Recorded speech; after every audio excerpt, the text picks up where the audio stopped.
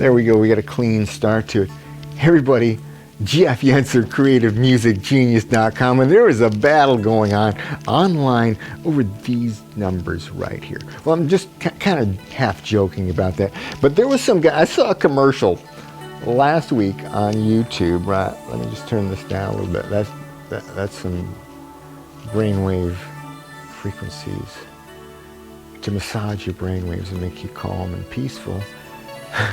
Anyhow, there was a guy that said 440 was basically evil. Like 440 is the master tuning, the world standard, right, for tuning your instruments, right? And some guy said it's like intentionally evil, right? And so then you got the people at 432 that say, it's the earth frequency, it resonates for the earth, and you got 444 and the love frequency, and you got all kinds of other things that you can tune to, right? I watched a video today from this old-time music producer guy. He's like, yeah, back in the old days, they changed the speed of the tape. People were just tuning to whatever sometimes. So there's a whole variety of different tunings. That's why music sounded different in part back then than it does in the modern day, right? Anyhow, I would love to find some people to collaborate with, right? To actually put people in sound chairs, right? And there's brainwave monitoring. I saw this thing on, for like $400, a headband that people can buy, and they can see their own brainwaves. I don't know how well that works, right? But you can monitor someone's brainwaves and see if they're more relaxed or not, or use real-time heart rate variability, right? And look and see, is this person in a better state than they were a few minutes ago, and play these frequencies into their body, into a vibro-acoustic experience in a sound chair, right, where they can relax and you can really see, okay, was that frequency good or bad? And I think what people are going to find, there might be sweet spots of frequencies that are generally beneficial for most people on a bell curve average, right? And there might be lots of other frequencies that are good also, right? There might be a bunch of them, and they might be good for certain things, or they might be good for just anything, right? And like the harmonics, right? Looking into the harmonics of these, right? And that you might find some really beneficial sound relationships, right? And so I would love to explore that further, but the rabbit hole goes deeper.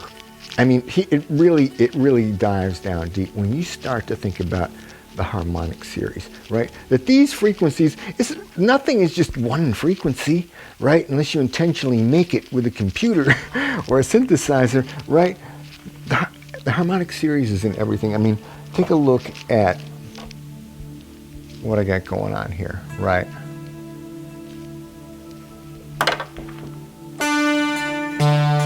You can see right now, I'm going to make this bigger.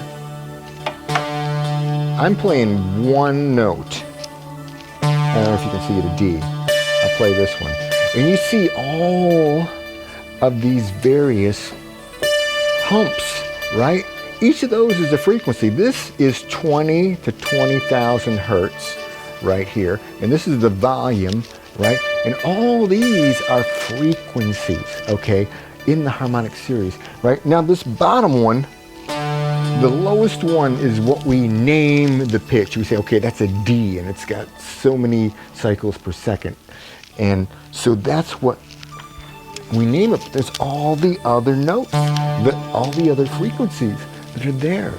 And they all line up in a mathematical sequence, right? They follow a mathematical formula that's consistent, right, throughout the universe, throughout sound, right? Any pitched instrument is going to follow, the height. Like the other thing that's really interesting is you can see that it kind of jumps up and down like that. It kind of has some activity to it, right? Right now, if I pull up a different instrument, let's look at this one. You can see that just kind of falls off steadily until an echo comes through and gives it another bump up, right? Right? But other than that, it doesn't have all that vibration that the other one had. So, I mean, that kind of thing fascinates me, and that's really what I want to study and dive into and actually see how it helps people, right? So you're not harming people, you're seeing, is this working for this person? Of course, everybody is different. We might all vibrate a little bit differently, just like snowflakes are all different. But there also can be a lot of commonalities, right? And like I said, a sweet spot of frequencies that are good for humans and for the planet in general.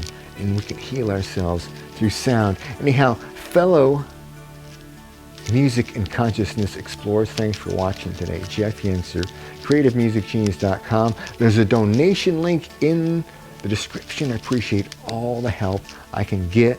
Likes, shares, spread me everywhere.